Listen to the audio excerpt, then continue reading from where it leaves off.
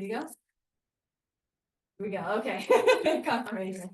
All right. Well, good afternoon, everyone. I'm Captain Abby Tiongco. I work for the Milwaukee Army Medical Recruiting Station. So we're different than the kind of the general Army recruiters. We solely focus on healthcare professionals. So part of my job is to go around and tell you all about all the different options that the Army has for different healthcare professionals. So thanks again, Ms. Carla, for setting this up for us today. I appreciate all your help. I already asked you guys about your majors, but did you say your name was Kara? I'm Carla. Kara is Kara. online. Would you ask her to throw in the chat what her preferred, like, or the grad program she's interested in? Yeah, if you could let us know what's your major and what's your grad program, health program that you're interested in, that'd be great. And then while she's doing that, I'll just tell you guys a little bit about me to understand kind of why I'm the one talking to you guys. So I've been a nurse now in the Army for 8 years. I've been active duty for 8 years, which means it's a full-time job to be a nurse. I came in through ROTC. Are you familiar with ROTC? Okay, cool. So that's actually how we get the majority of our officers in the Army. And I really joined because they paid for my school. I was a pre-med student too, and I thought I wanted to do that. And then I realized that be a nurse instead. So they changed my scholarship to nursing, and then in exchange for the scholarship, I had some time on active duty as a nurse after, which is pretty much how most of these scholarships and stipends work, is you would owe some time back afterward. So I did my first assignment down in Georgia. I was a cardiac telemetry / step down ICU nurse for a couple of years. You have to start off on med surg if you're a nurse. That was my med surg time. And then I went off and went to a specialty course for labor and delivery nursing. So for the past 3 years before coming to this job, I was out in Hawaii and helping deliver babies, which is really fun. Definitely a great, cool place to be. Definitely a work hard, play harder type of assignment for sure. We love Hawaii. We go back in an instant. But I will say I got a little burned out, as a lot of people did, working in healthcare, but it has not helped us out in that way. So I was looking for something that would take me away from the bedside for a little bit, and this position opened up, and I really actually came to it because there was a graduate program at UW Milwaukee that I wanted the Army to pay for. And so I luckily got this position so that I can maybe sidestep right into that job after I finish this one. Unfortunately for me, my program that I wanted went away because UW Milwaukee's kind of downsizing, but that's kind of how I ended up here in the Milwaukee area. And that's just kind of explain to you guys, I have worked in a few different military hospitals with a bunch of different types of healthcare professionals, not just doctors, but quite a few of the ones we'll talk about today. So my job really in the station is, again, to just spread awareness about what the Army offers. And then we also help people put in applications for these different scholarships and programs, if that's something you're interested in doing. So we have a lot to talk about. What did Claire say? So she is, oops, I just had it here, sorry. She's a psychology major with a minor in sociology, anthropology, and looking at graduate programs in clinical psychology or social work. Great, cool. We have both of those, so we will talk about those. Awesome. So here's the kind of very long agenda for the day. So we'll start with HPSP, which is the scholarship program that we have for a bunch of different types of grad degrees, and then get into the stipends programs as well as some of the fully funded grad programs. And then we have some offhand miscellaneous ones at the end. I do have nursing stuff in here too, but since no one's nursing here, I think we'll probably skip that for today, just for the sake of time. So, who's heard of HPSP? Have you guys heard of it? Okay. No, not yet. Okay. So it stands for the Health Profession Scholarship Program. It's actually a DoD-wide program, so it's not just the Army. The other services offer it. I just can't speak to how it works for the other services once you're in school. So, we'll start with med school. And for you guys, probably don't have to tell you that med school is expensive. So this is the most recent data I pulled from AAMC, which I think is the American Association of Medical Colleges. There's a lot, I apologize, there's a lot of acronyms between the Army and medicine. There's just so many. So what they did was for every year, they'll go and they'll collect data on how much it costs to go to school. So that first column is the average amount of annual, like the annual amount that you pay for tuition and everything associated with going to school across the country. And then they broke it down based on if it's an in-resident program, so like in-state versus out-of-state, and then private versus public. Unsurprisingly, if you go to a private school or it's out-of-state, it's going to be way more money. So, and then based on that, I kind of extrapolated out, okay, if that's the average annual fee, then the next column is how much your 4-year degree would cost. The next column is if you take out a loan to pay for your college, you're actually gonna end up paying more because of interest. So that's kind of just an example of how much you could pay if you did a 15-year loan with 6.8% interest. So that fourth column is just how much you're paying in interest, and that makes it hurt for you guys. So, and then the last column is how much you're looking at for a monthly payment to like pay off those loans. And when I was making this, I was like, geez, some of this is higher than my mortgage. So it's like another rent. It's ridiculous. Dental school, I know we don't have any here that's specifically looking at dental, but in case someone looks at the recording, dental school, I believe is actually typically more expensive than medical school, and then vet schools kind of vary. So bottom line is just, it's all expensive. So HPSP kind of just helps soften the financial blow for you guys. So it covers quite a few things. Firstly, it covers all of your tuition, provided that you go to an accredited program in the US or Puerto Rico. So there's no tuition cap, which means you can go to the most expensive out-of-state private medical school and the Army's gonna pay for it. It doesn't matter where you go. And if you're not saving your Army money by going somewhere cheaper, you can go where you want to go. It also covers any books, fees, equipment associated with your program. It usually also covers your health insurance, well, because most med schools require health insurance too, so you can get reimbursed for that. And then in addition to that, you also get a stipend for 10.5 months of the year. The stipend this year is $2,870. It's gone up from last year. They reevaluate it every July, and it typically goes up every year because of inflation. So that's what it is for. Because I think last year was 27, 20 something. So it's gone up by about $100, which is nice. So it basically provides you a really good buffer so that you're not as stressed out in med school about your finances. That stipend you can put towards whatever you want. Food, rent, paying off your undergrad loans if you have undergrad loans. You can kind of do whatever you want with it, which is nice. And it's only 10.5 months of the year because you're actually considered in the reserves during the program. And so when you're in the reserves, typically that's a 1 weekend a month, 2 weeks in the summer commitment. So it becomes about 45 days worth of time. For those 45 days, you're paid like you're on active duty as a second lieutenant instead. So it ends up actually being a bit more than the stipend for those 45 days. However, that being said, you're not actually expected to do anything necessarily for those 45 days because you're a full-time student. So what you would do would really depend on your curriculum and what your grad program would allow you to do. But there are things that they can get to count towards your 45 days, like clinical rotations, depending on your schedule. So for medical and dental school, they have 4, 3, and 2-year scholarships available.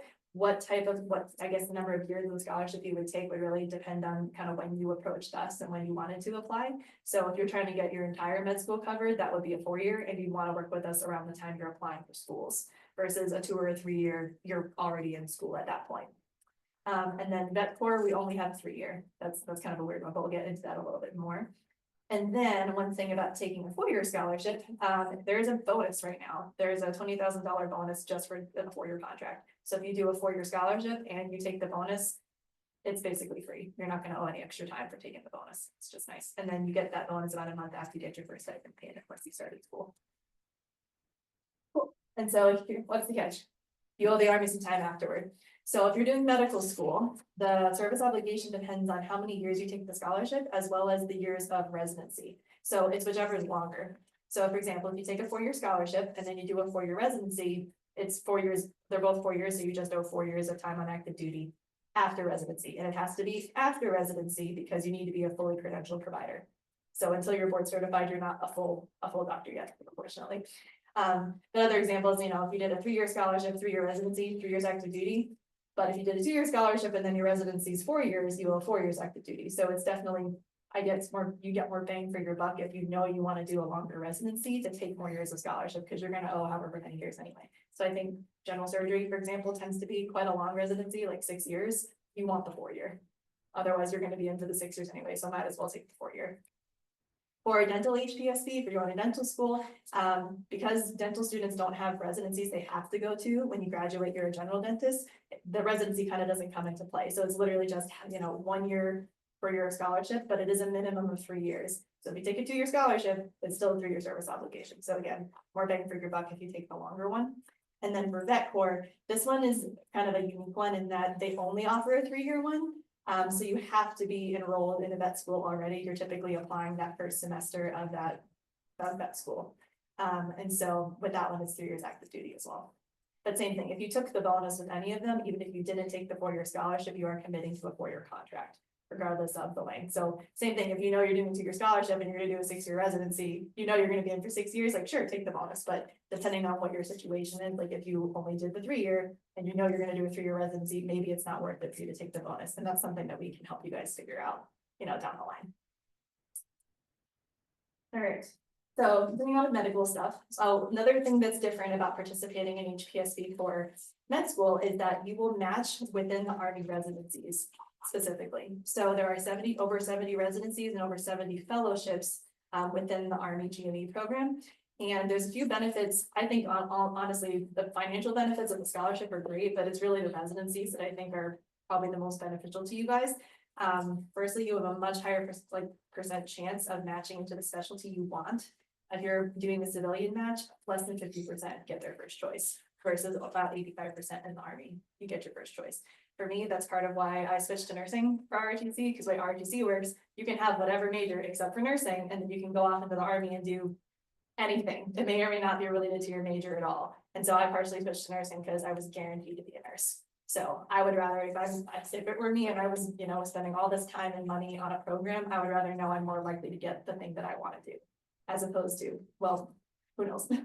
And then this isn't on the screen, but you are guaranteed PG-1 training with the Army. So you're guaranteed that intern year. If for some reason you don't match, you guys can scramble and try again, but you can also take a transitional year, which will basically be that PG-1 year, and then apply for the match again afterward. And most people will match by that second look for the match, which is nice, because I was hearing from one of our med students at MCW that otherwise on the civilian side, if you don't match, you're kind of screwed.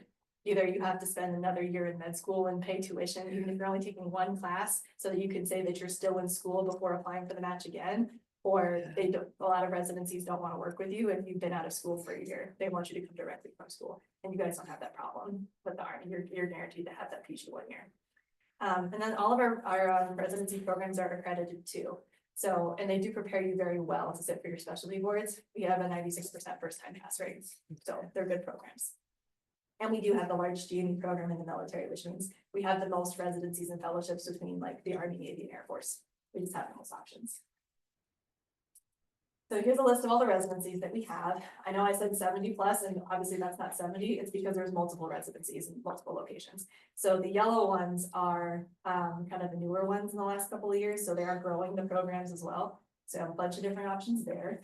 And then I'll show these to you guys, but this is just, it's kind of small. I apologize.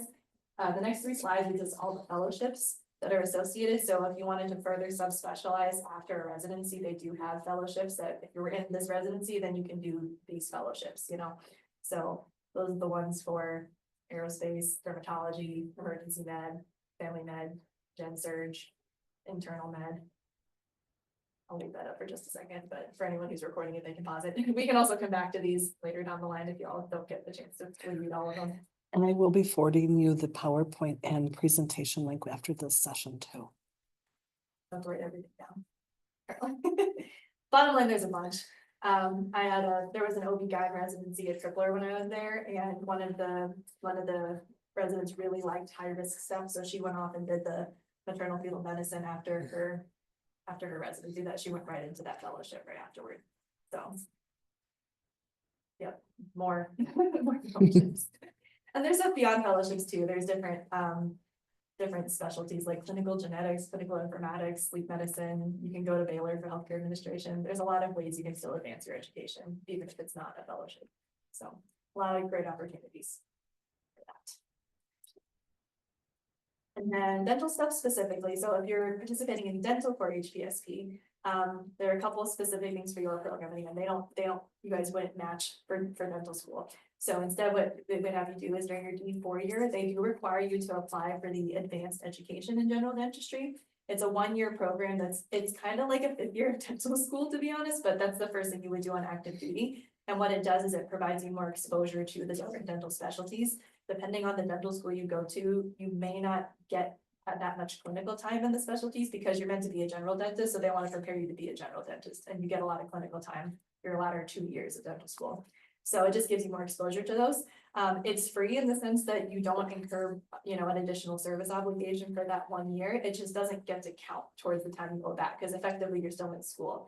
But kind of like how we talked about, actually, I don't know if we talked about that. When you're a resident, you get promoted to captain. So once you graduate from medical, dental, or vet school, you kind of skip a rank and you go right to captain. So you get paid based on captain rank. You also get a housing stipend and you get a food stipend. Your housing stipend does depend on, your rank as well. And then if you have dependents, a dependent would be someone you're married to who's not a service member, or any children under the age of 18. So they'll give you more money for your house if, you know, you have more family members. And they'll also pay you more money for your housing if you're in a higher cost of living area. So for example, when I was in Georgia and back when things were cheaper back then, and I wasn't married, I think my housing stipend was, you know, $1,000 a month. When I was out in Hawaii these last couple of years and I was married and I was a captain, we were getting almost $4 grand a month just for housing. And whatever you don't use of that, that's yours. You just keep it and put it towards something else. So when you have active duty for AGD, you're getting all that money like the doctors do get in residency, because that's just what you just start getting paid on active duty when you're doing AGD. And then those are the list of the residencies that you can do. We won't belabor the points since nobody here is doing dental. And then there's also just there's fellowships available too. And then vet stuff in particular, similar to the dental students, they do have a first year graduate veterinary education, or what they call a FIGB. The difference is that this one, they do actually require you to participate in AGD. You technically you have to apply for it, but you can say no if you don't want to do it. They do require you to do the FIGB though, and this just gives the vets more exposure to like clinical medicine, public health, some leadership, hospital management. Same thing, it doesn't add to your service obligation, it just doesn't help you pay it off either.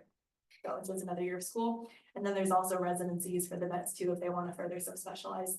For the other, SOC means school of choice. So for a lot of our continuing education, I don't think they count the medical school residencies as part of this, but we have what's called long-term health education and training. And that's kind of the umbrella term for all the grad programs for like non-medical people, non-doctors. And it's a combination of a scholarship fund, but also sometimes the Army has actual programs for different types of specialties. So you can basically, with LFET funding, you can go to school full time and you're getting all your active duty pay, and it counts towards your active duty time. That's what I wanted them to do for me at UW Milwaukee. Now I got to find another school, and that's fine. But for the vets, they have a couple of options for that. So that's why they can get their master's in public health. They can go find a school to give them a PhD in food microbiology, food science, public health. There's a lot of cool options. I like the idea of them paying you to go to school full time. Alright, okay, oops. Alright, and then the last HPSP we'll talk about before we get into ClinSec, because ClinSec's complicated. Is optometry. So similar, they have 1, 2, or 3 year scholarships. It's the same benefits as far as stipend, tuition, reimbursement for fees. But this one's kind of like that in that you have to be enrolled in the optometry program already because it's a 3-year. And the minimum obligation for this one is 2 years. So for every half year you take it, it's a half a year service obligation, except it's a minimum of 2. So this one's a little different than the other ones. And then general eligibility for all the HPSP programs, you do have to be a US citizen, although you can apply if you're dual, that's okay. They just, if you do choose to, if you board and you apply and you get in, and then you choose to accept the scholarship, they will have you resend that other country of citizenship. They don't allow you to be dual once you're actually in the military. It does say you have to be accepted or enrolled into an accredited university in the US or Puerto Rico, but you technically can apply without acceptance. We just need a list of the schools that you're planning on applying to or that you started applying to. It's just that we can't really finish out the paperwork side of it until you have the letter of acceptance to the school you actually want to go to. So we had a couple of students that the Army runs on fiscal years, which means that we reset every October. And so our application cycle starts every October. And we had a couple of students that just applied in October for HPSP and got selected, but they're still waiting on letters of acceptance to come through. I think both of them were looking more at, because it has to be an MD or a DO program, and the DO programs tend to come back faster as far as acceptances go. So they're waiting to see about the other MD programs as well. So we just haven't finished their paperwork yet or had them signed because we need them to tell us what school they want to go to. So but you can still apply without it. I will say for our dental students especially, it does help if they have an acceptance already, because you've gotten it. You know, same with med students, if you have an acceptance, you've gotten it already. You have the academic requirements that they're looking for. So, and then if you're prior service, if you've already gotten out, you would have to have an honorable discharge. If you're still in, we would have you put in a conditional release with your unit. So, which would basically say, if I'm selected for this scholarship, the guard agrees to release me to be part of this program instead. So we can talk more about that later. Yeah, so you don't have to get out, but if you did get out, it would be, they would want you to have an honorable discharge. That being said, there's waivers for a lot of things. Yeah, I was National Guard and Yep. I got a separation packet because I never finished basic and AIT. So I have just I have my paperwork that I was supposed to give to Sergeant Bright. you're probably fine. Yeah, We can look at it for sure, but we've had that happen before where people go to a basic training course or something and they're like, nope, I don't want to do this and they don't graduate. Usually that's fine. Yeah, yeah. Did you get a DD 214? no, I just have like the separation That's packet it, from my okay. car. Yeah, well, they'll probably need copies of that for your application, but yeah, what they don't want is for you to have a dishonorable discharge. Yeah. That's really what they care about. And even then, there's certain things that can be waived. It depends on the nature of the code and different stuff. Everyone has an individual situation, so we're always working with. But I don't think that'll be a problem. And then one other thing that's kind of interesting about HPSP, you can't be receiving financial support or have a commitment to another source. So I know some hospitals do offer similar scholarships for med school, so you can't be taking a scholarship that would say that, oh, then you have to go work at this hospital because the Army wants you to come active duty and work for the Army afterward. So that's why that little caveat's in there.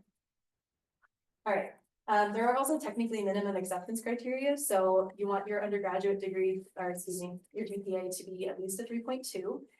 Higher is always better.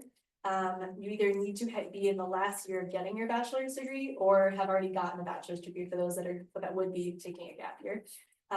For people interested in med school, you do need a minimum MCAT of at least 500. Mine score is at least 124. For the dental students, there's not a minimum DAT score, but the dental scholarship is quite competitive. I think it's more competitive than med school, to be honest. And so they've been telling us that a competitive score is about 18 to 19 on your DAT, and higher, of course, is better. And then for vet school, because you're already in vet school by the time you would apply for HPSP, you don't need to submit a VCAT score to us unless your school required it to apply, and not all vet schools require it anymore, so you may not even need it. And then even if you don't meet the minimum criteria, if you've already gotten into a school, again, you prove that you're good enough for the school. So that's another thing we can submit a waiver for. If for some reason you don't meet those. So Clean Psych. So I think this is what Carol wanted to know about. This one is just a little bit more complicated because there's just a lot of options. They added the option for a 4-year scholarship this year. That wasn't something we used to offer. They used to only offer 1 through 3 year. And Clin Psych programs are typically 5 years long. 4 years of that is in school, and then the last year is an internship year. And so you need all 5 to graduate. So the scholarship only covers the didactic portion because they also have an internship program for that later as well. So if you want to apply for a 4-year, which would cover all your didactic time, again, you do need to be working with us while you're working on your applications for the Clin Psych program, and you do have to go to an APA accredited PhD or PsyD program. Those are the degrees that you're looking for specifically. Since Kara's here as well, remind me, I can send you a list of all of the different programs in the country because they're very picky about the school that you go to. They want to make sure that the program you're going to is producing good quality clinical psychologists. And so they do look at the rates of board passing. And so they do want you to go to a school, or I would definitely say that they would prefer you go to a school that has a higher board pass rate. So I can send her that list so that she can pay attention to it. Because that's one they're very picky with, and they would rather not take anybody than take people that either don't know what their job's going to be like as a clin psych in the Army, or they're not going to a program that they consider like good enough. So yeah, we try to help you make your packet as strong as possible, so we can talk about that. And then if you did want to wait until you're already in school to apply, they do require clinical hours, because usually you start getting those while you're in school. If you're doing a 4-year scholarship, you don't need the clinical hours. And then with HPSP, they do require you to apply for CPIP, that's Clinical Psychology Internship Program. That's again, that 5th year of school. This one's just with the Army. And then depending on the scholarship that you want, there's different application deadlines depending on the number of years you're looking at. So if she's looking at a 4-year, this is different than the other HPSP in that you do actually have to be accepted into a school to apply for this one. And then for service obligation, it's similar, half a year for every half a year scholarship, but the minimum is 2 years. So better bang for your buck if you pay more. If you don't want to do the scholarship, that's totally fine, or if people just discover this later, you do have the chance to apply into the internship program on its own. You don't have to do the 4 years of school. So if you want to do that, you do apply January, your grad, in year 4 of your grad program, if you're not doing HPSP. And this internship program is a 1-year internship at 4 different Army hospitals. As far as options go, you have Womack Army Medical Center, not at Fort Liberty now, I think it's called. They've been changing the names of the bases, so I think it's Fort Liberty. They have one at Tripler out in Hawaii. They have one at Madigan, which is it's kind of close to Seattle. I think Tacoma is technically closer to where it is, and then Brooke Army Medical Center, which is down in San Antonio. So there's some pretty big hospitals down there. So what you do instead is you apply to the Army internship sites directly through APIC, which is kind of like the doctors, they have to match for the internship, and that's the match portal. So they just apply through the match portal essentially to the Army ones, as well as boarding with the Army. And then your service obligation for CPIP is 36 months. If you do HPSP, again, they make you apply for CPIP. They technically say it's not guaranteed, but almost every HPSP student gets picked up for CPIP. And then as far as service obligation goes, your service obligation for CPIP is concurrent with the obligation you have for HPSP. So you're not going to end up owing any more time, especially if you took a longer scholarship. It's kind of, you're fulfilling it all at the same time once you're done with your residency. So it's only 36 months specifically if you're just doing CPIP, if that makes sense. And then for these programs as well, they would really like you to have a GPA of over 3.8. It's not disqualifying to not have it, but the higher GPA is better, as well as having clinical hours. If you're just applying for CPIP, they do expect a lot of clinical hours because you've had 3 or 4 years of school at that point. And then the last option for Psych is just coming in when it's time for residency. So there is also a residency that you have to do for as a clinical psychologist. So again, if you didn't do HPSP and you didn't do CPIP, you can apply just for the residency. All of the residencies are co-located with the internship site, so it's the same locations. So theoretically, if you did CPIP, you can kind of just like sidestep right into a residency at that same location. So same thing, you still have to apply for the Army match with an NTC because that's the match for the residency. It's a different system for the residency. And then when you match, you work with the recruiter. So it's not until you match that you would actually start working with us. And the same thing, service obligation is 36 months if you just came in at CPRP. And that's still a service obligation again for HPSP, but because everything's kind of served together, it doesn't add anything, if that makes sense. And then the last option you have for Clin Psych is you can apply to UShoes, which is the Uniformed Service University for Health Science. Think of that as like the DoD med school, like that's a military run school with military programs. That's where all these practice RN programs are run through too if you're not going to do school of choice. So they do have a 5-year PhD in clinical psychology. And with this one, unlike HPSP, any UShoes programs, you're active duty during school. So you'll start getting active duty pay and benefits while you're in school, as opposed to being in the reserves for school and then coming active for CPIP or CPRP. That makes sense. But your service obligation is longer, so it's 7 years instead. So that's, now we've made it through Clin Psych. So if HPSP seems like a bit too much, or if you, for example, get a scholarship from another source and you still want to be in the military, we do have stipend programs. So kind of like how it probably suggests, the stipend programs are just the stipend. It's not tuition. It doesn't cover your books or fees. It's literally just the stipend. And then there's different programs depending on how you want to fulfill your service obligation, and then also with which part of your education you're doing. So MDSSP, the Medical Dental School Stipend Program, that would be for just our medical and dental students. And so this is a stipend during that medical or dental school. So for every 6 months that you take the stipend or portion thereof, you owe a year in the reserves instead of on active duty. This is a great option for our dentists, especially because we have a lot of people, especially in the Wisconsin area, who really want to be in the reserves, but there's not a lot of spots for general dentists in the reserves. We'll talk a little bit more about pay later on, but dentists get and doctors get incentive pay and board cert pay, and they get that whether or not they're in the reserves or on active duty. So in addition to their drill pay, they get basically an extra $28,000 a year just to be in the reserves. So they get quite a bit for sometimes not doing a whole lot. And so people like to hang out in those slots in the reserves. And so there's not a lot of turnover. So MDSSP is one of the ways you can guarantee yourself a spot as a general dentist in the reserves, because that's how the service obligation translates. And then STRAP is the same, except that it's just for doctors during residency. So we'll have some doctors that will do, or some med students that will take MDSSP during school. And then once they're in their residency, they do STRAP. And it's the service obligation is also in the reserves. If they do it that way, for every year that you take STRAP, it eats your service commitment for MDSSP. So you don't end up owing like 20 years just for, just for taking the stipend. So if you did, the 4 years if you took it for all 4 years of medical school and then you got all 4 years of strap or however long you take it, then it would again eat away at some of that. So maybe you'd end up only owing 4 years if your residency was 4 years too. Or not 4 years, 8 years in the reserve, because it's 2 for 1. And then FAP, the Financial Assistance Program, is a stipend program that leads to active duty for physicians. So it's strap, but for active. So if you take the stipend during your residency, again, for every 6 months that you take the stipend, you owe 6 months on active duty. And it is a minimum of a 2-year commitment. So you might as well take it for at least 2 years. So that's the minimum. One thing that kind of is a little frustrating about it though, for both strap and FAP, they don't offer it for every type of residency. They only offer it to residencies that they're in need of. So like last year, there were, I think, 10 different ones that they were looking for, but that doesn't cover all the residencies. So if you are looking for extra money during school, I wouldn't rely, or during residency specifically, I would not rely on strap funding for it because you don't know if they're going to offer it that year. HPSP in that way, you know that you're going to get paid during your residency. All right. And then we do have, and I know no one in here is interested in these, but for anybody who does watch this, we do have fully funded grad programs through Army Baylor. So these would be an example of a school that we have kind of a contractual agreement with to provide programs because we don't have one of our own.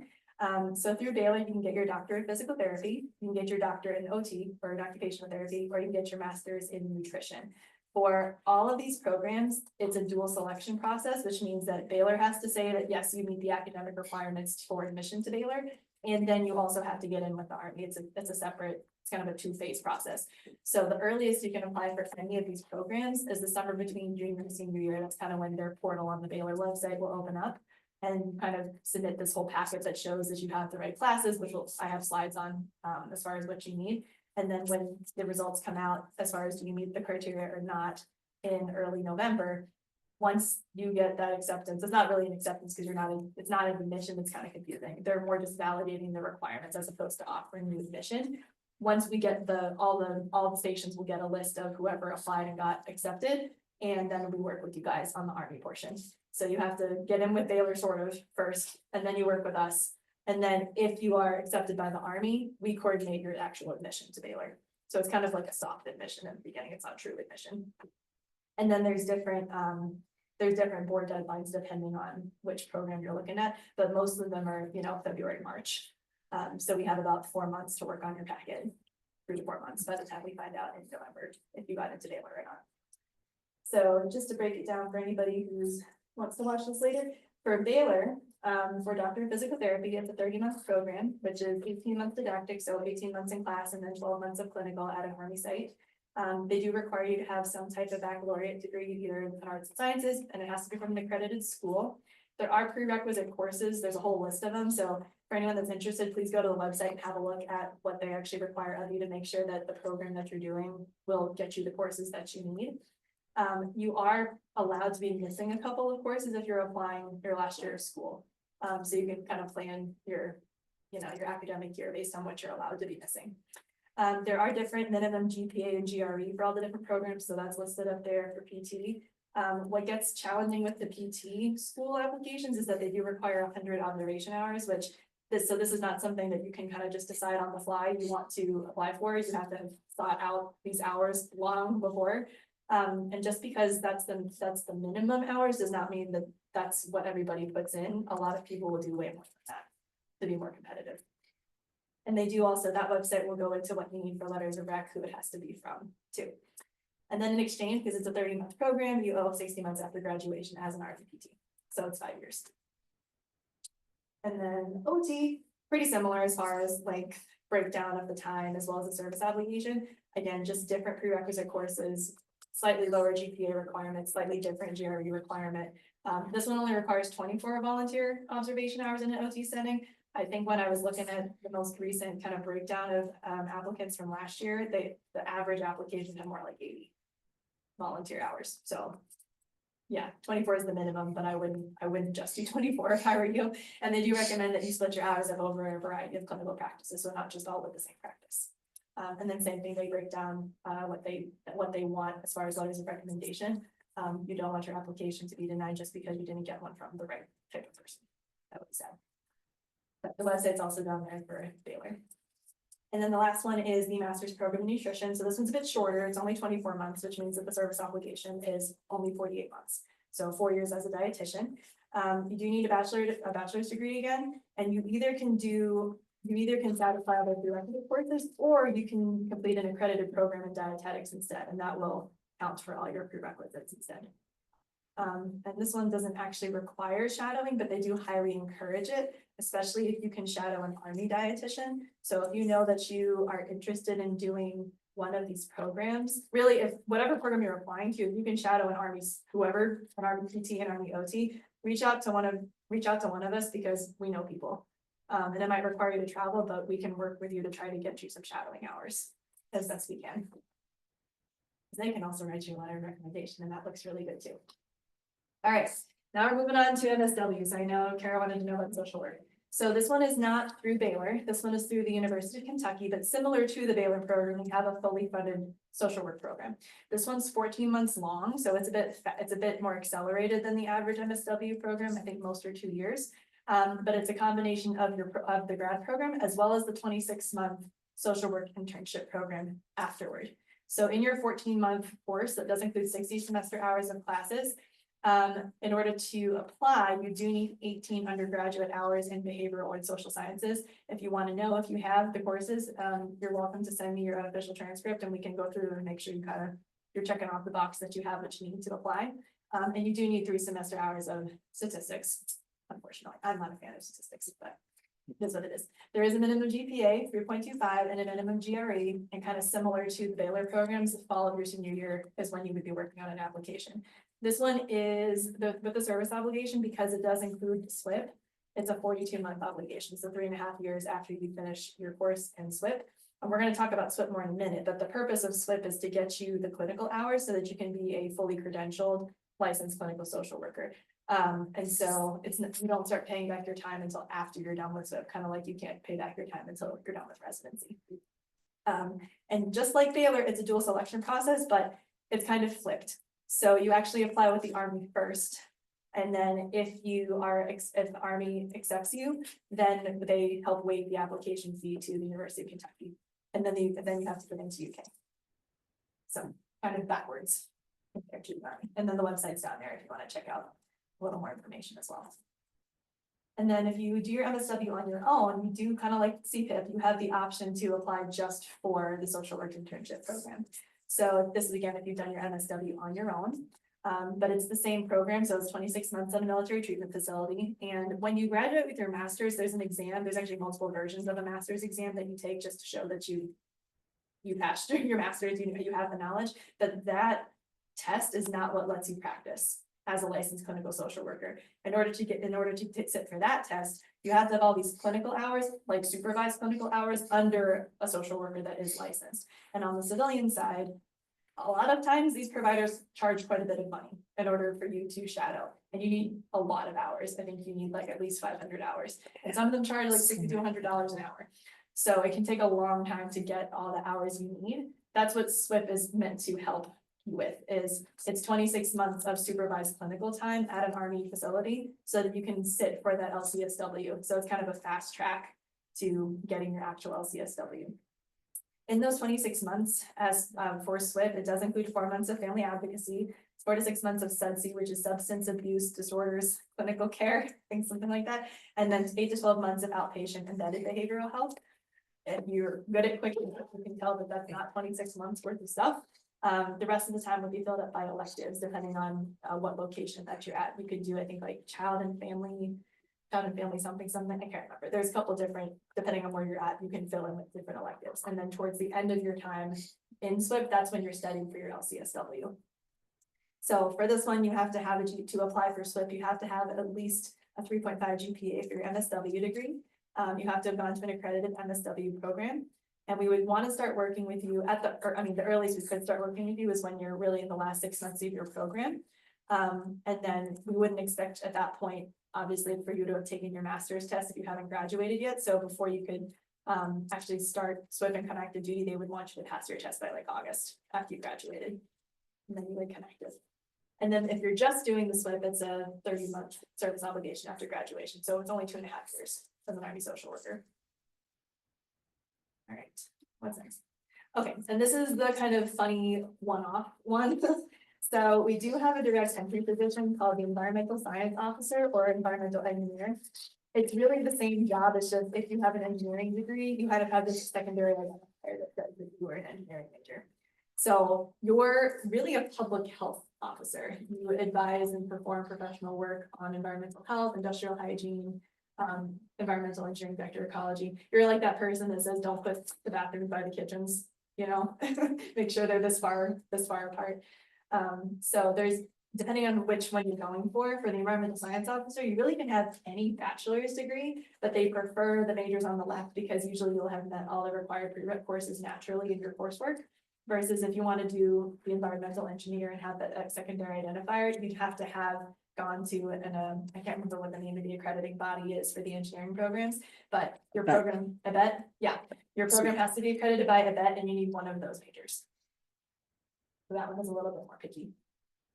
And then this is what you need to qualify for it. You either need 30 hours of advanced science or engineering coursework and 15 hours of public health, or 45 hours of advanced science and engineering coursework. And at least 5 credits have to be science labs. So you can qualify through either of those. It's usually the public health courses that are a little hard for people to get if they're not a public health major. So I'm glad this was a change from last year that they added the or 45 hours of advanced courses. So it makes it a little bit easier. There is a minimum GPA. They want you to have the 3.0 at least, and at least a 2.75 in your science courses specifically. That's the same for environmental engineers as well, but if they have a master's degree, then you can have a slightly lower GPA for your bachelor's. They'll let you have a 2.75 if it's a relevant master's degree. If it's not related to, to this job at all, then it doesn't do anything for you. Okay, and then these are just a couple other things that can make you more competitive that are affiliated with environmental health. There's extra certifications that you can get that just make your application a bit stronger. Leave that up there. And then the last two would be just for environmental engineers, because they're engineering specific certs. So we wouldn't expect as an environmental science officer that you would have that. All right, so these are just some examples of our teaching hospitals and where they're located. Oh, there's not one in Alaska, I guess, but there's some all over in like the South. On the East Coast, there's Mancy Madigan Army Medical Center up in the Northwest there in Washington State. There's also again Tripler out in Hawaii, which is obviously not that close to California, but graphics not obviously geographically accurate. And then we have Landstuhl over in Germany, which is our big hospital over there. I've been personally to, what if I can show you? Over here, yes, DeWitt Army Community Hospital. So Army hospitals are either med-cens, which are medical centers, which are kind of bigger hospitals, or they're community hospitals or med-acs. So Belvoir is a community hospital. It's a bit smaller, but it's kind of like in the national capital area. Really pretty hospital. It was very new a few years ago. And by a few years ago, geez, when did I do that? When was I there? Probably 9 years ago at this point. It was pretty new, but they built it based on the Florence Nightingale model of nursing. Florence Nightingale is kind of the mother of nursing for anyone that knows, but she realized when she was a nurse during the Crimean War that if certain conditions were in place around people that were sick, they tended to get healthier faster. And so things like air, sunlight, water, clean stuff, kind of things that are like, oh yeah, you think that is, oh, no duh, nowadays. Back in the day, this was groundbreaking. So they built the hospital kind of modeled off her model of nursing. So every room is really big, has really big windows. So you have light, there's a water feature in the front. The different wings are named after, anyway, Belmore's a pretty hospital. That's all I'm trying to say. I've also been to BAMC's down here. So that's where you would go. You can go down there. That's BAMC or Brooke Army Medical Center down here, of course, in Houston. That's our level 1 trauma center. So if you're interested in trauma, that kind of stuff, they have a lot of critical care stuff down there as well.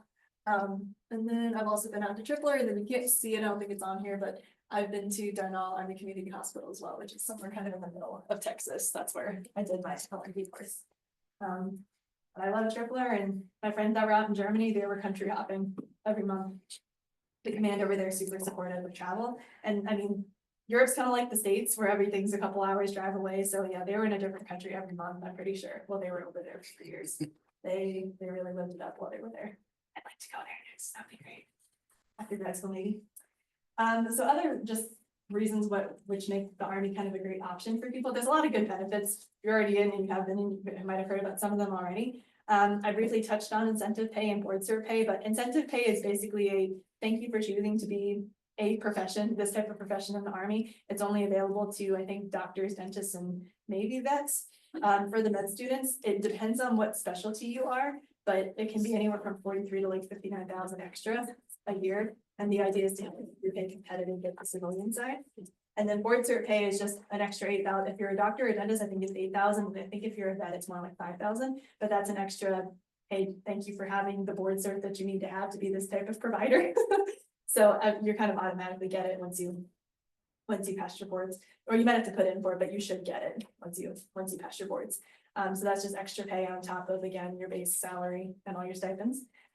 If you didn't know, you're only taxed based on your base pay as well. Your stipends are non-taxable, so it can also lower your tax bracket, which is nice. That's what the travel nurses do too. Their stipends aren't taxed either, so they get a larger stipend and then lower base pay, then their tax bracket is lower, so kind of similar. But that's, if you're the service member, all of your medical and dental is covered. We have TRICARE, and so I've just never had to worry about healthcare costs for myself. And then for my husband and my family, but I only have a husband right now, but it's very cheap. I think you pay maybe $12 a month for his dental for sure. I assume that's medical as well, so I don't even pay that much attention to it because I don't worry about it. We're just covered. There's also the Exceptional Family Member Program, which is a program that's designed to help make sure that if you have a dependent that has a significant health need, whether that's a physical health need or a psychological health need, that there are programs in place for that person wherever you guys get stationed. So for example, there was someone that I knew, her son had Down syndrome. And so before they moved, EFFP would reach out to and look at the area that they were about to be stationed in and make sure that there were programs appropriate for him wherever they were at the PCS. And if there's not, then they won't send you there. That's the idea of that program. It's one of those things that you kind of don't think about it until you need it, but then when you have it, it's really, really beneficial. And again, everything's covered under them too. So all these extra therapies and services that otherwise you'd probably have to pay a lot of money for, the Army covers, which is nice. They've also changed our retirement plan. So we used to have what's called the legacy system in place, where if you weren't in for 20 years, you kind of didn't get any retirement. That's still in place for people that wanted it, but in the last probably 5 to 10 years, they've transitioned most of us to the thrift savings plan, which is more of a 401k. So the Army will match you up to 5% of your base pay if you put in 5%. And then they will actually give you a pension if you make it to 20 years, but it's just the way that they do the calculation for the pension, it ends up being less than the legacy system because you also have the 401k. But depending on how you manage your money, you can actually come out better than what you would have gotten with legacy. So it just depends on how you manage it. But I think it gives you more flexibility because I feel like a lot of people think that when they come into the Army, they have to be in for 20 years. You don't. I thought I was going to be out after 4 or 5 years and I'm still here because they keep it interesting. But I know that I have the freedom to leave and still take something with me and not get nothing, which is nice. You also do get 30 days of paid leave a year. You accrue about 2.5 months, or 2.5 months, excuse me, 2.5 days of that each month. And it's legitimately just for vacation time. Sick time is not leave. If you get sick, you basically go to your wherever you're stationed, there's a policy or a procedure for sick call. You go in, you get seen by a provider, they tell you, okay, come back to work at this. They give you a sick slip basically and say, okay, you come back to work 24, 48 hours, whatever it is. You give that note to whoever supervises you, and they say, okay, you have a doctor's order to be at home and resting, and then you come back to work based on when the doctor says you can come back to work, and your floor just works it out. That does not cut into your leave at all. So it's basically free. And that's true for convalescent leave as well, which is leave if you have had a surgery and you need to heal. So for example, I got my eyeballs done when I was back in Georgia. I got PRK because since the Army is responsible for making sure that you're still healthy, if you need a prescription or if you wear contacts, they are required to give you a pair of glasses every year. I guess they decided it was cheaper just to let me get eye surgery than to keep giving me glasses every year. So I got my eyeballs done and I got 5 days off just to heal after that. And again, it didn't come into my leave at all. If you want to have kids, that does include time off for healing from having a baby. So it's 6 to 8 weeks of con leave, depending, I think, on if you had a vaginal delivery or a C-section.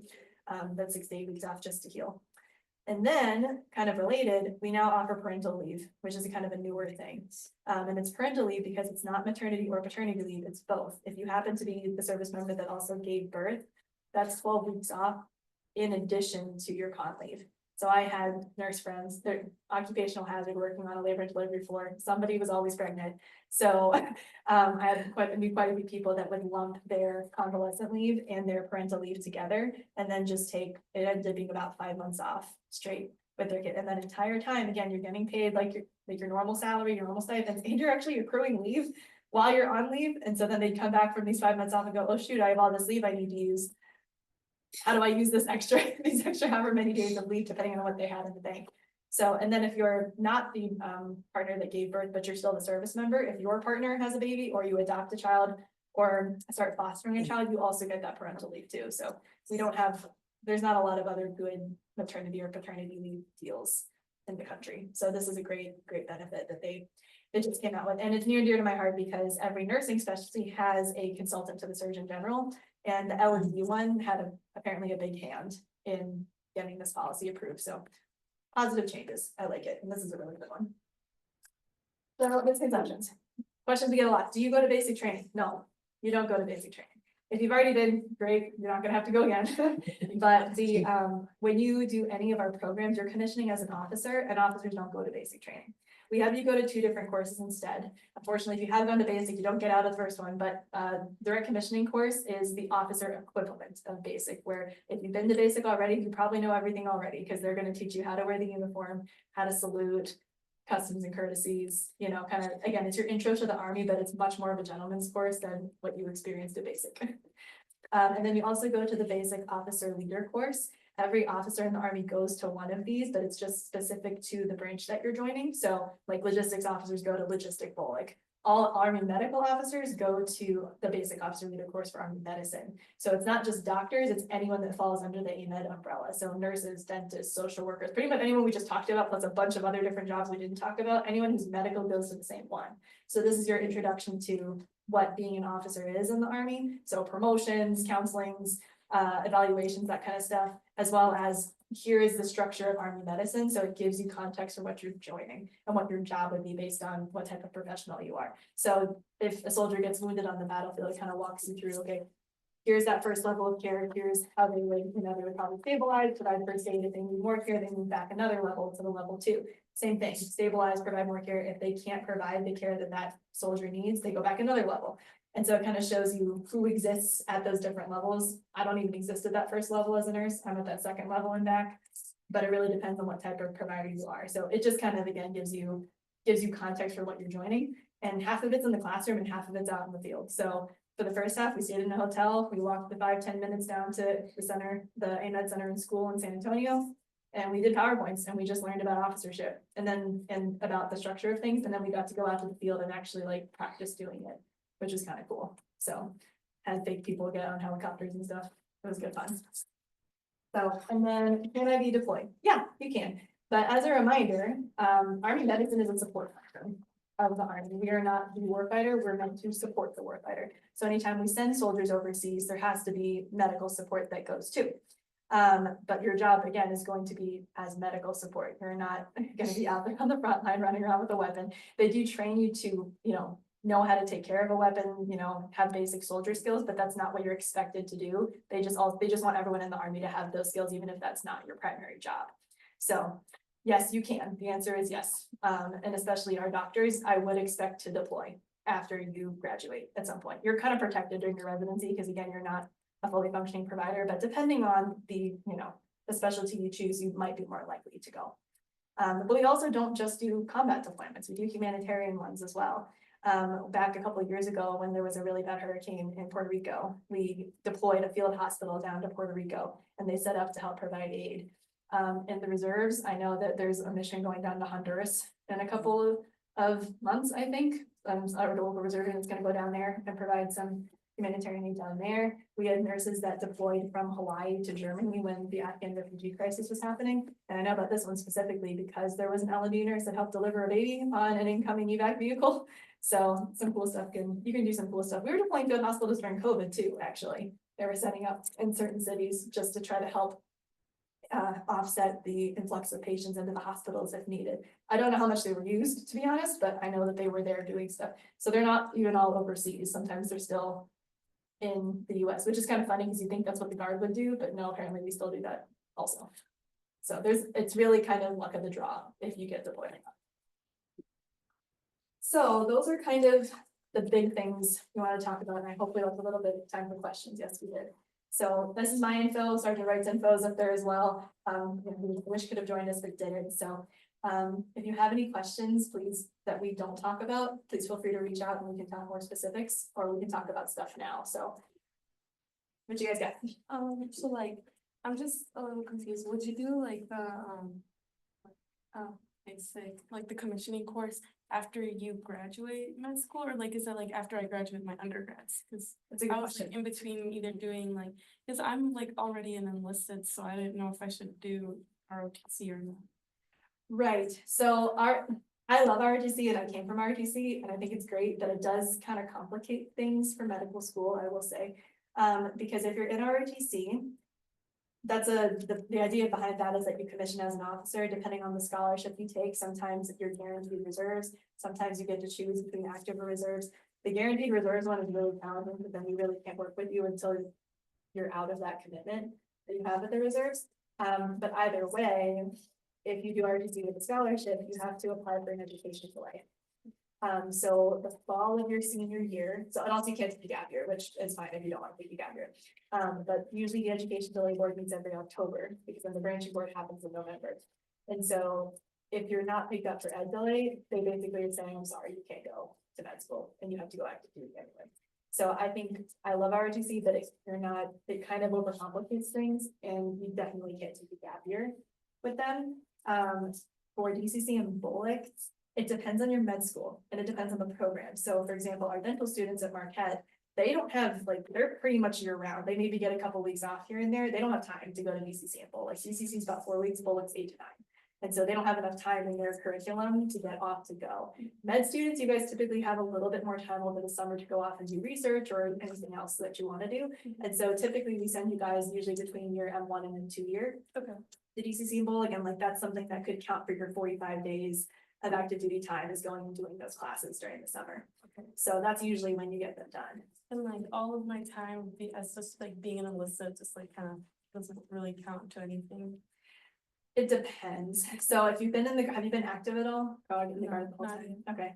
Yeah, unfortunately, you have to have active time as enlisted. I think you need 4 years of active duty time to get OE pay, Okay. officer enlisted pay, so you wouldn't get that, unfortunately. Mhm. I think it still counts for, they somehow can calculate that into your retirement. Yeah. But as far as like getting credit, not really, Okay. unfortunately. You're kind of transitioning into a completely new thing. I think it would give you a little, it would help you a little bit if just say you were closer to like the age limit Mhm. for applying for these, which I don't think either of you guys are. It might help you a little bit there, but otherwise, yeah. And I can still like stay as an enlisted until I finish like my undergrads. No, so as soon as you work with us, or once you board and get selected for it, you would commission into the reserves as a second lieutenant. So as part of the application, that's where we have you work with your unit to get that conditional release, because we don't need the full release to apply, but again, nothing, we can't finish out your contract or anything until your unit has agreed to release you. And really, not just your unit, it's like big National Guard that's saying that they'll release you. So like around my junior year, or like around what year would I have to kind of like go to my unit? Asking for it? Yeah. I would say if you don't want to take a gap year, Mhm. you should probably be taking your MCAT around, like, you want to work with us when you need to have an MCAT score to work with us, so. Okay, so like around the time I take my MCAT, I should also be going to my unit and asking for that. Yeah. release. And reach out to your local recruiter. I don't think I'll be here by the time, because we rotate every 3 years, but reach out to the Milwaukee station. Okay.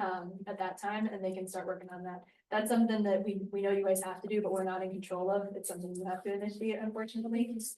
And sometimes the guard is not very fast at doing that kind of admin stuff. We're struggling with another soldier we're still waiting for his component to release him so he can get scholarship funding. So the earlier that you do it, the better, because they can take a few months to come back, because they gotta go way, way, way up the chain of command. Yeah, it took my separation a while to take place. I wasn't able to go back to finish the AIT portion of my training because I joined at 17. Yeah. And so I went between junior and senior of high school.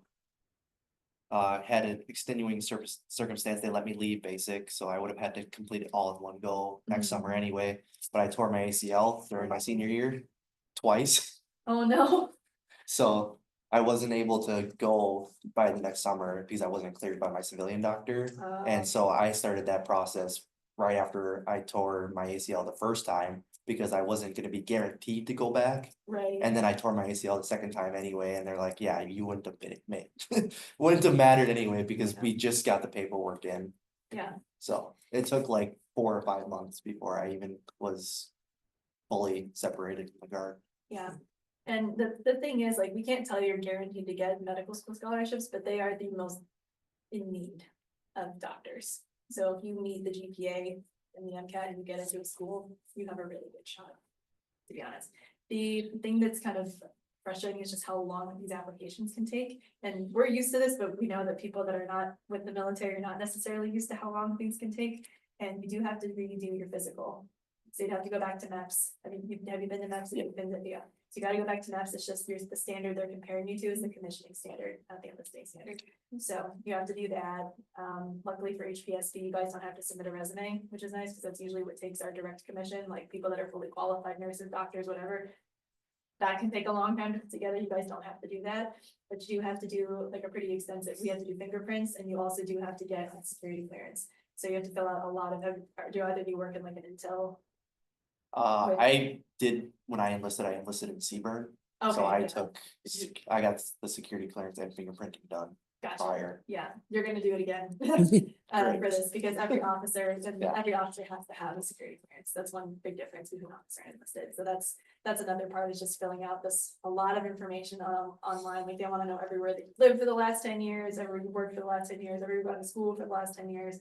Things like that. It's just a lot of paperwork, but getting through the physical is usually the most challenging part, especially because you guys are usually still students and you don't necessarily have a lot of time.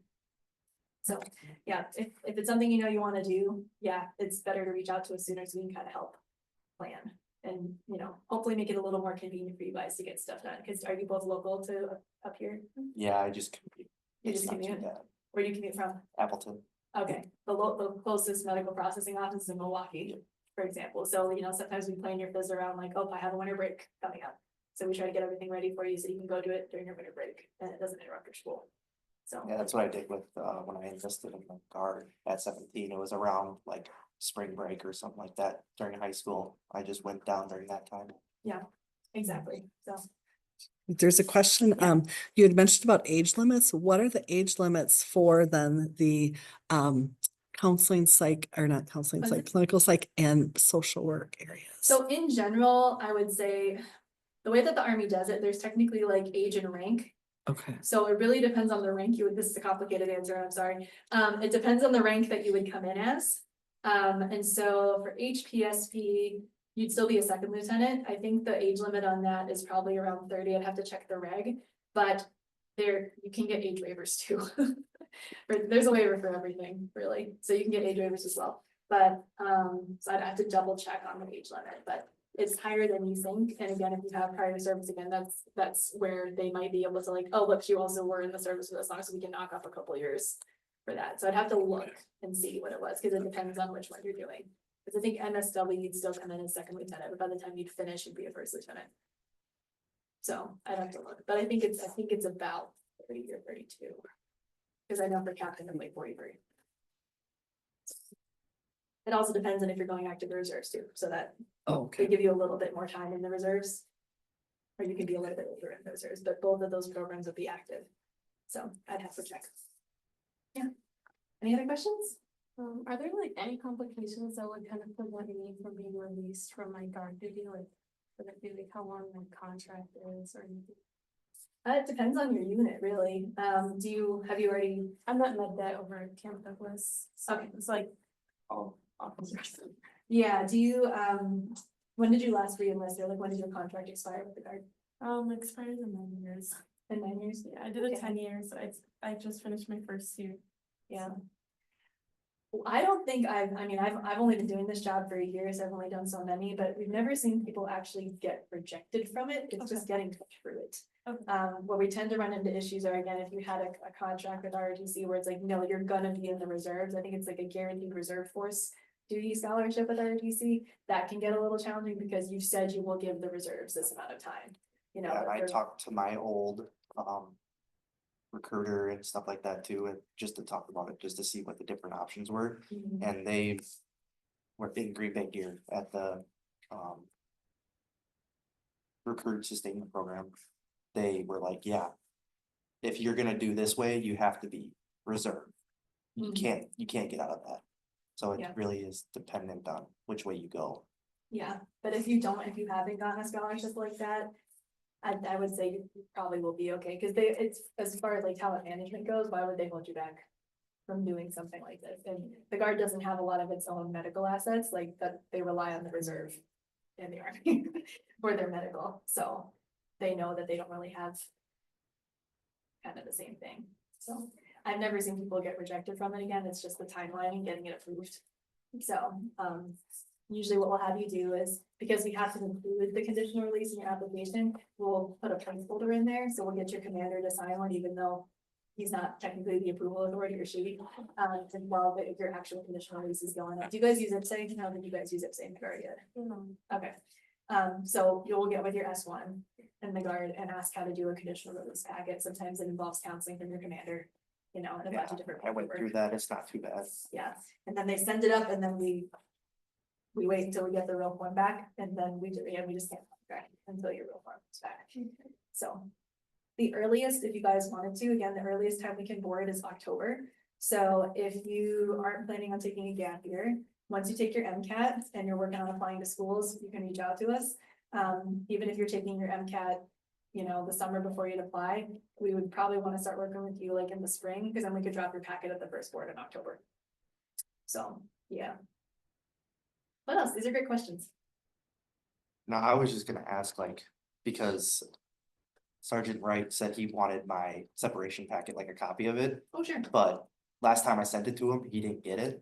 Hmm. So I was wondering if because I have it on my phone, like as a file. Oh, okay. I'm not as good with these, to be honest. If you, tell you what, I have your email, we can send you a link through DoD Safe, because we don't really want you sending. But with all these applications, there's gonna be a lot of PI running around between like socials and birth certificates and stuff. We don't want you sending that over email because it's not very secure. So we have DoD Safe instead. I don't know if y'all use that, okay. We'll have you send us stuff through DoD Safe. Okay. So we can either, I'll have him request a drop off from me, or I'll request a drop off, and you can just drop it right into the Okay. DoD Safe, and we can get it that way. So sometimes our computers are kind of smart, and they can tell when people have sent us stuff with socials, and they'll block stuff. So, yeah, so it's not that, but yeah. Anything else from Kara? No? Cool. Well, thank y'all for coming and taking the time. They didn't put the clocks back, did they? I just noticed it said it's almost 3. I'm like, I hope it's not almost 3. I didn't think I'm not that long. No, you are good. 6 and 5. I like the bad reels. You can never have enough bad reels if you're working here. They'll always break in mine. Thank y'all for coming.